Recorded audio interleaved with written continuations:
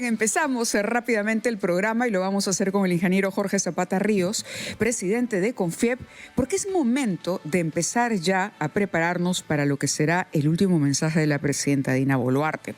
Y es importante porque será seguramente el que marque los lineamientos de este que es el último año del gobierno, pero además la última oportunidad para remediar algunos asuntos, poner en orden algunos asuntos de cara a la elección y a dejarle la posta al siguiente gobierno.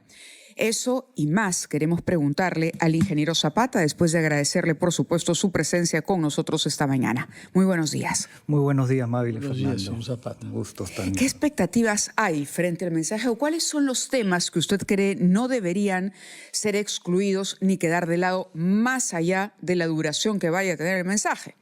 Como número uno, la preocupación de todo el país, que es la inseguridad y el clima de violencia que venimos viviendo. En el transporte hoy día se ha agudizado los asesinatos, las extorsiones, y es un rubro más donde se viene extorsionando, ¿no? Ahora, el clima de violencia necesita combatirse con un plan de seguridad ciudadana acertado.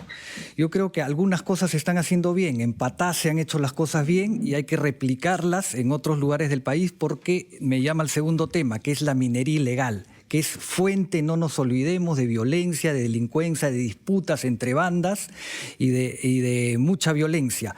Entonces, hay que eliminar la minería ilegal. No se va a poder hacer en un año, pero vamos dando los pasos para reducirla y que en el corto plazo podamos eliminarla y formalizar a todos los que están dentro de la informalidad hoy en día, ¿no? Hay que replicar lo que se ha hecho en Patás y, sobre todo, lo más importante, no retroceder en lo que ya se ha anunciado. Cuando habla de Patás, ¿se refiere básicamente a la coordinación entre Fuerzas Armadas y Policía?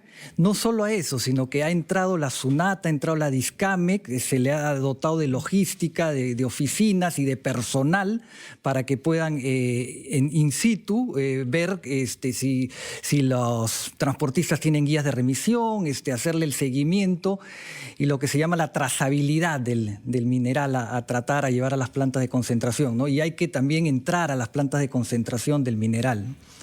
¿Sí? Eso como número uno. Como número dos, nosotros necesitamos resolver nuestra brecha en infraestructura, que se calcula en 368.000 millones de soles.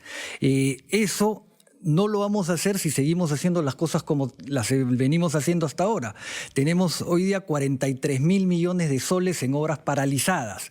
Entonces, hay que darle fuerza a las APPs, a las concesiones, a obras por impuestos. Eso se impulsó mucho en su momento y ahora creo que no se le está dando la misma importancia que se le dio en el Ministerio de Economía anterior.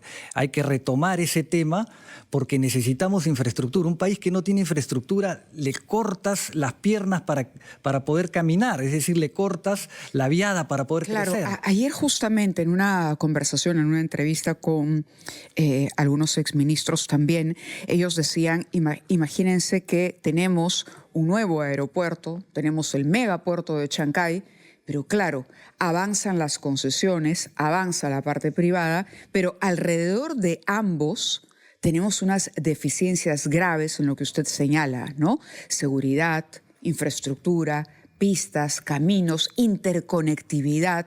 Entonces, por lo tanto, si las inversiones llegan pero se mantienen estas mega inversiones, megaproyectos de manera aislada y no se hace un soporte realmente para que pueda chorrear al resto de la población, pues vamos a entrar en un periodo de estancamiento que no le conviene a nadie. El propio Julio Velarde ha dicho que con la inflación controlada como la tenemos, deberíamos fácilmente estar por lo menos un par de puntos arriba del promedio que tenemos en crecimiento en los últimos años y de lo que incluso se anticipa vamos a crecer por esas dificultades que hay. Así que es decisión política y trabajo articulado con el sector privado. Sin ninguna duda, respaldo plenamente lo que señala el doctor Velarde. El país tiene para crecer, tiene un potencial para crecer al 7-8%. No hay ninguna duda de que podríamos hacerlo. Los términos de intercambio que tiene el país no se veían en los últimos 60 o 70 años. El precio del cobre a esos niveles, el precio de nuestros minerales, ¿no? Y necesitamos, pues, ayudar a que el sector privado sea más productivo. Porque y ayudar a que vengan más inversiones. ¿Qué necesitamos? Destrabar todos los proyectos que tenemos. Nosotros hemos crecido en 15 años en la agroexportación de 500 millones a 12.500 millones. Es decir, hemos multiplicado por 25 nuestras agroexportaciones en 15 años.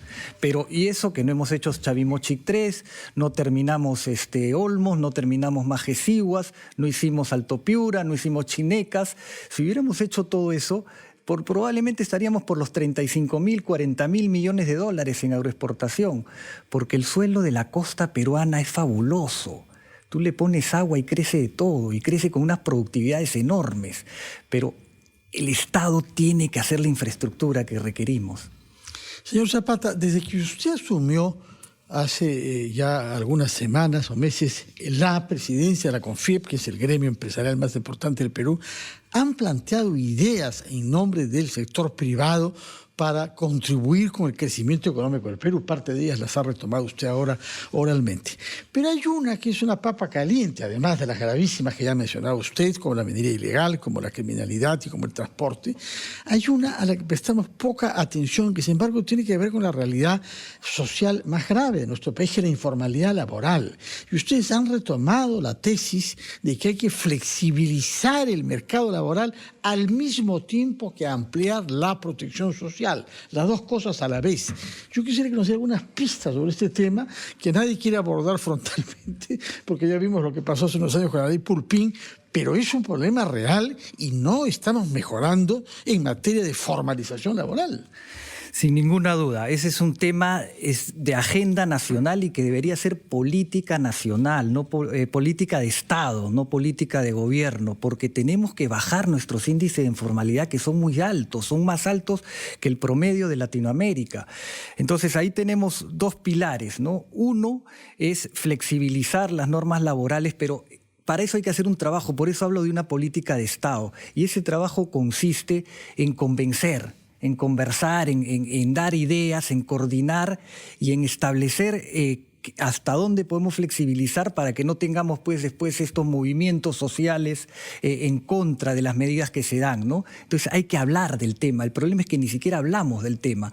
Deberíamos estar con todos los especialistas para que ellos den todas las pautas, ¿no? Nosotros hemos dado algunas ideas, pero creo que hay que debatirlas más. Entonces poner en agenda ese tema. Pero y el otro tema, el otro pilar para poder formalizar es la desregulación. La desregulación ahoga, el exceso de regulación ahoga a las pymes, a la microempresa, no la deja crecer y sobre todo fomenta mucha corrupción, ¿no?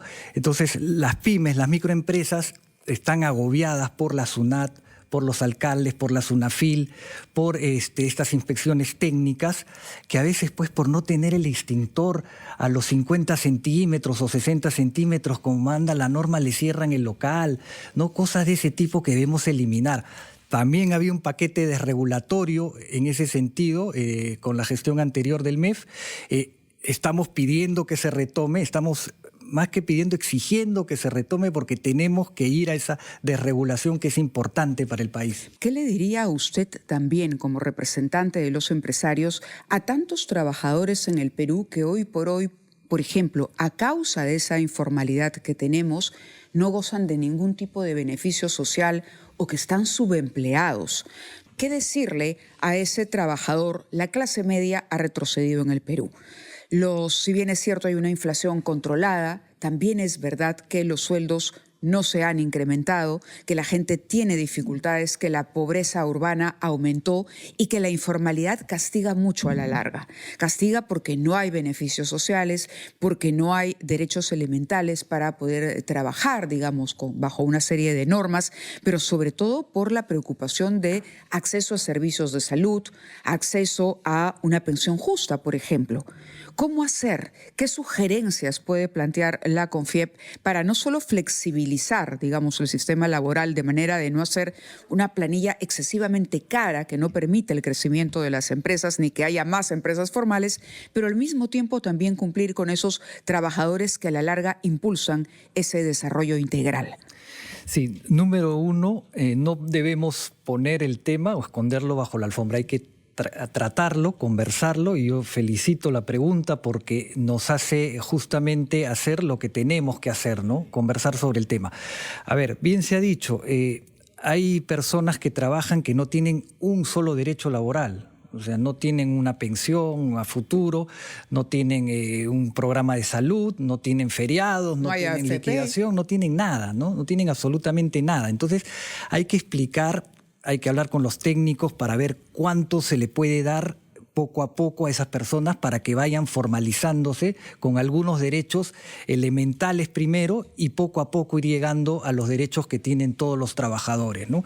Pero para eso hay que convencer, porque obviamente hay gente que se va a oponer y hay que técnicamente sustentar con números qué cosa es lo que se puede hacer para que todas las pequeñas microempresas puedan acceder a ese programa de formalización, ¿no? Como número uno. Como número dos, el Estado tiene que proporcionar la salud y la educación que algunos no pueden pagar con su presupuesto, por su bajo salario, por sus bajos ingresos, ¿no? Pero si tenemos pues hospitales no terminados, hospitales terminados que no se inauguran, si tenemos escuelas que se caen, entonces no estamos cumpliendo ese segundo rol.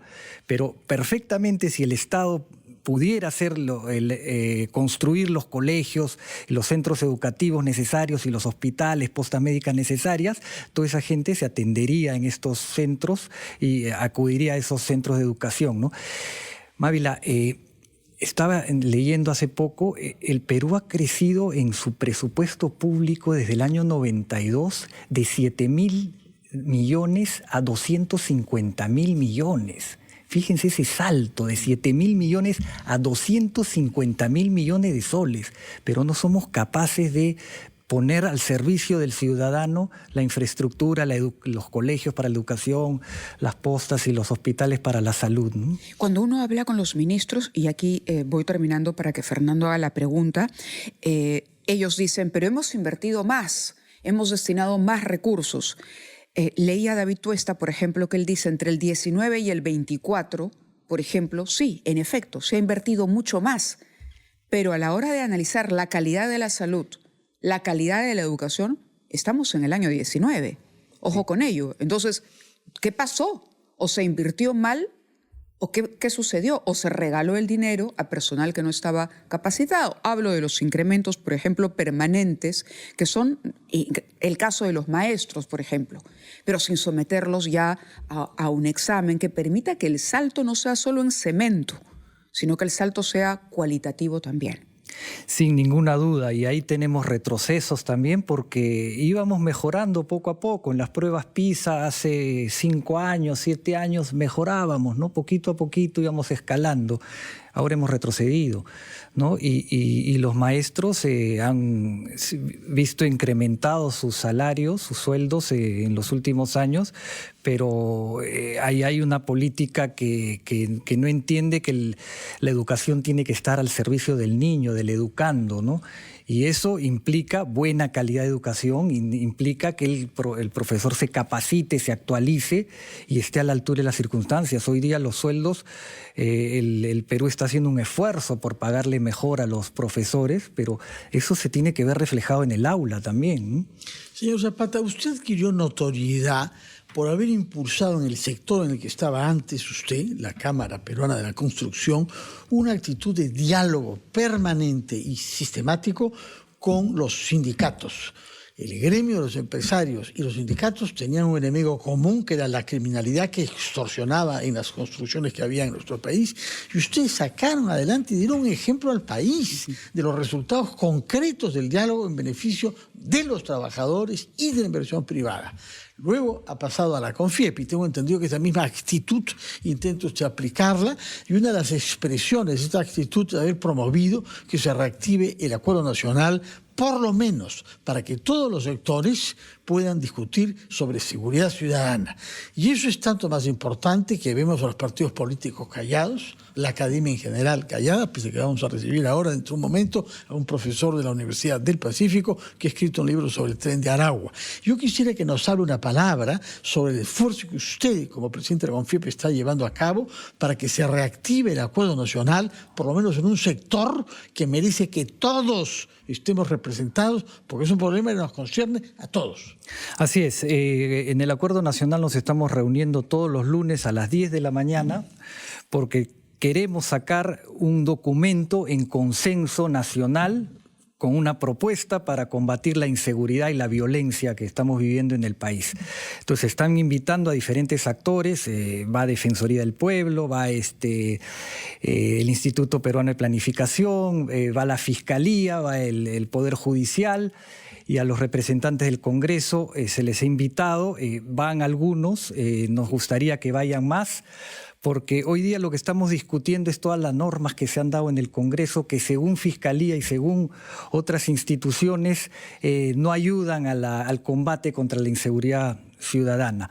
Entonces queremos escuchar a los congresistas que nos expliquen bien las normas, porque es cierto que ha habido una reacción por parte del Congreso ante quizás algunos abusos por parte de la Fiscalía que todos los peruanos los hemos visto, ¿no? Entonces tenemos que llegar a un consenso para hacer una norma que impida los abusos, pero que a la vez también permita luchar contra la inseguridad ciudadana. Entonces creo que es un espacio importantísimo que hemos restablecido en el Acuerdo Nacional con todo el apoyo y toda la decisión, y hay que felicitar eso también del señor Max Hernández, para que podamos como país dialogar, conversar y llegar a acuerdos mínimos, quizás en el tema que hoy día más le preocupa a la ciudadanía, ¿no? Por eso la importancia del espacio. ¿La proyección del crecimiento finalmente está más cerca del 2 y pico o más cerca del 3 y pico para el sector privado? Yo creo que estamos más cerca del 3 y pico, sí. 3.5.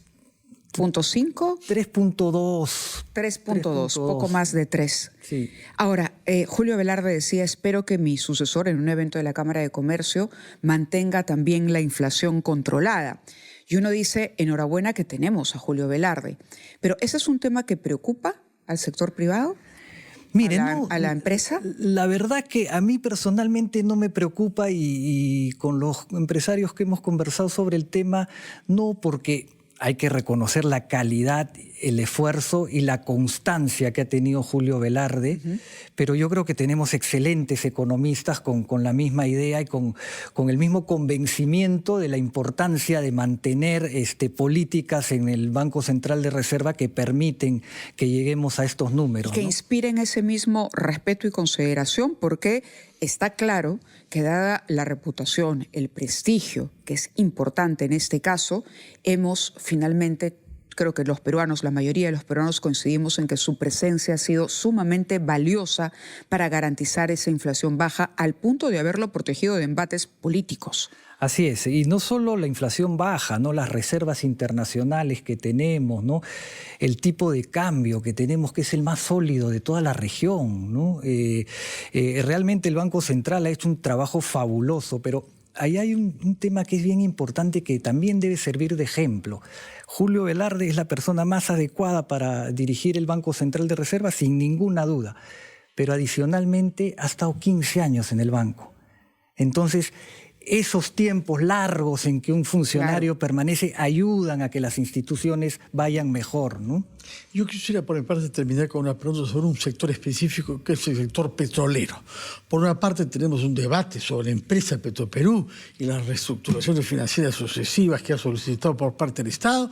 Por otra parte, no encuentran socios para explotar el lote 192. Y al mismo tiempo se habla de la eventualidad de reservas petroleras de 500.000 barriles diarios en la costa norte, lo que significa la presencia de grandes empresas internacionales como Chevron. Su opinión sobre este sector y sobre lo que él puede ofrecer justamente al crecimiento económico de nuestro país. Sí, Petroperú es justamente el polo opuesto al Banco Central de Reserva, ¿no? Politizado, decisiones políticas más que técnicas, mucho cambio de personal, ¿no? Los presidentes duran muy poco, los gerentes duran poco, y hay que profesionalizar Petroperú. Pero Petroperú tiene que ser una empresa sostenible, y si no es sostenible, hay que tomar otras medidas, ¿no? Ya el directorio anterior había hecho 3 propuestas, 3 formas de hacerla viable o de liquidar Petroperú, pero lo que no podemos hacer es seguir alimentando a Petroperú para que tenga una deuda cada vez más grande y que muy probablemente no la pueda pagar, ¿no? Ahora bien, el petróleo, la extracción de petróleo, la industria petrolera es una industria de alto riesgo, ¿no? Es una industria que necesita mucho capital, y mucho capital que uno tiene que hacer mucha exploración, y muchas de esas exploraciones no resultan con resultados positivos, ¿no? Entonces ahí es evidente que lo mejor es que lo haga el sector privado a su propio riesgo, ¿no? Tenemos estas reservas frente a las costas de Trujillo, que efectivamente se hablan de 500.000 barriles diarios, que podría tener un potencial fabuloso. Nunca el Perú ha llegado a esas cifras de producción, pero hay que darle confianza, y Petroperú tiene que ser un actor proactivo en promover, junto con Perú Petro, las inversiones en petróleo, y no convertirse en un operador. Yo creo que es lo peor que puede pasarle a Petroperú, convertirse en un operador, porque además la Constitución lo impide, ¿no? Y es lo que está buscando cierto sector, y por eso es que quiere que Petroperú se le dé más dinero para que siga con esta política de hacernos creer que se necesita una empresa estratégica del Estado en el sector hidrocarburo.